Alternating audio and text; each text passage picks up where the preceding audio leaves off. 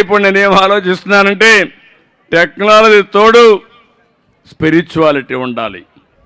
ఇక్కడే మన కుప్పం నియోజకవర్గంలో ఇప్పుడే మీరు చూశారు 34 కోట్లతో దగ్గర 33 దేవాలయాల్ని పూర్తిగా టీటీడీ 140 దేవాలయాల్ని పూర్తిగా టీటీడీ సహాయంతో అభివృద్ధి చేస్తున్నాం.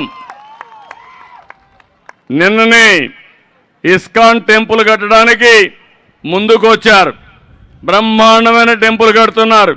నేను ఒకటే చెప్పాను, ప్రపంచంలోనే నెంబర్ 1 టెంపుల్గా ఉండాలి. 6 ఎకరాల భూమి కావాలన్నారు, అది కూడా ఇచ్చా. అది నా యొక్క అభిమానం. నేను నమ్ముకున్నది స్పిరిచువాలిటీని. దేవుడు కూడా సహకరించాలి. మంచి పనులు చేస్తే దేవుని సహకారం కూడా ఉండాలి. ఆ సహకారం కోసం పనిచేస్తున్నానని చెప్పి తెలియజేసుకుంటూ అభినందనలు. జై హింద్.